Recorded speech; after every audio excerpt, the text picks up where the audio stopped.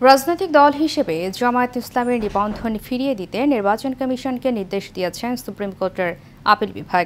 প্রধান বিচারপতি সৈয়দ রেফাত আহমেদের নেতৃত্বাধীন আপিল বিভাগের 4 বিচারপতির বেঞ্চ রোববার সকালে এ রায় দেন। একই সঙ্গে আপিল বিভাগের রায়ে জামায়াতের নিবন্ধন বাতিল করে হাইকোর্টের দেওয়া রায় বাতিল করা হয়েছে। ওয়ালিদ সিদ্দিকীর রিপোর্ট।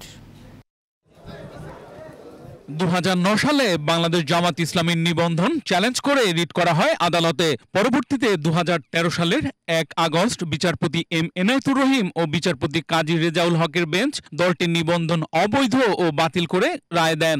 সর্বশেষ 2018 সালের অক্টোবরে জামাত ইসলামীর নিবন্ধন বাতিলের প্রজ্ঞাপন জারি করে তৎকালীন নির্বাচন কমিশন। 5 আগস্ট হাসিনা সরকারের পতনের 2 মাস পর জামাত ইসলামীর বাতিল হওয়া নিবন্ধন ফিরে পেতে খারিজ হওয়া আপিল আবেদন পুনরুজ্জীবিত করে দেশের সর্বোচ্চ আদালতের আপিল বিভাগ। প্রধান বিচারপতির নেতৃত্বাধীন 4 সদস্যের আপিল বেঞ্চ হাইকোর্টের রায় বাতিল করেন এবং বাংলাদেশ জামাত ইসলামীর নিবন্ধন ফিরিয়ে দিতে নির্বাচন কমিশনকে নির্দেশ দেন।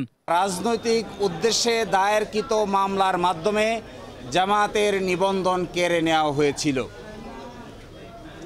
আজকের এই রায়ের মাধ্যমে বহুদলীয় গণতান্ত্রিক এবং অংশগ্রহণমূলক সংসদ প্রাপ্তি নিশ্চিত হলো।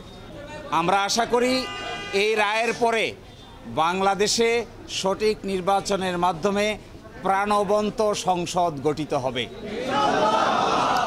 জাতি, ধর্ম, বর্ণ, শ্রেণী নির্বিশেষে সকলেই তাদের ইচ্ছা অনুযায়ী ভোটাধিকার প্রয়োগ করে জামাত ইসলামের নেতৃবৃন্দকে বেছে নেবেন, এটা আমরা প্রত্যাশা করি। জামাত ইসলামের যে রেজিস্ট্রেশন যেটা ছিল 2008 সালে ইলেকশন কমিশন দিয়েছিলেন, এই রেজিস্ট্রেশনটা 2013 সালে হাইকোর্ট ডিভিশন বাতিল করে দেন এক জাজমেন্টের মাধ্যমে।